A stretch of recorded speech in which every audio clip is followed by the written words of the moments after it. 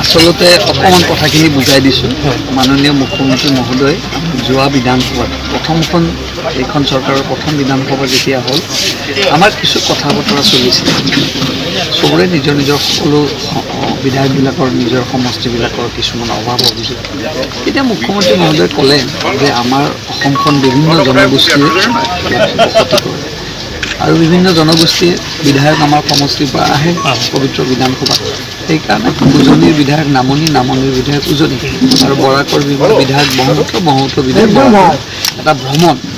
ইয়াত অকল শিক্ষামূলক নহয়, আমি কেনেকৈ আমি নামনিত আমি জনবসতি কৰোঁ বা আমাৰ জীৱন নিৰ্বাহ কেনেকৈ থাকোঁ, আমাৰ ভাষা সংস্কৃতি কালচাৰ বা আমাৰ পূৰ্বজসকল কেনেকৈ আছিল আৰু আপোনালোকৰ ইয়াত যি পৰ্যটন বিভাগ আছে বা আপোনালোকৰ যি খেতি আছে চাহ খেতি সকলো মানে জনগোষ্ঠী তাৰপিছত জনবসতি এই লৈ পেলাই এটা পৰ্যালোচনা আমি জানিব লাগিব যে আপোনালোকে কেনেকৈ ইয়াত জীৱন নিৰ্বাহ কৰিছে বা ইয়াৰো বিধায়কসকল তালৈ যাব, তেওঁলোকে গম পাব ইয়াত সাংস্কৃতিক শিক্ষা সকলো সোমাই আছে।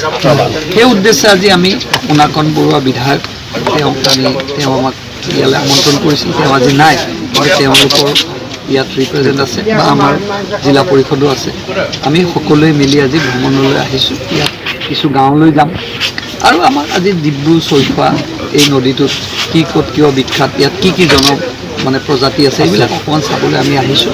আৰু ইয়াত আমাৰ সকলো দলৰে বিধায়ক আছে, অকল এইটো নহয় বোলে এটা দলৰ আছে, সকলো দলৰ বিধায়ক আহিছে। আমি এইখিনি আমাৰ পৰা ইয়াৰ পৰা লৈ আমি পবিত্ৰ বিধানসভাত উত্থাপন কৰিম আৰু যিকেইটা অভাৱ অভিযোগৰ কথা কৈছে সেই বিভাগীয় মন্ত্ৰীসকলক আমি ইয়াৰ অভিযোগখিনি আমি দাখিল কৰিম আৰু মুখ্যমন্ত্ৰীকো আমি অৱগত কৰিম। বিভিন্ন ৰাজ্যত সমস্যাও আছে, লাইটীয়া দুলীয়াক লৈ এটা পুনৰ সংস্থাপনো আছে। এইফালে ওচৰতে আমাৰ এদাৰথী গৰমজান আছে, সিহঁতৰো বহুতো সমস্যা আছে। সেইটো আপোনালোকে উত্থাপন নিশ্চয় কৰিম।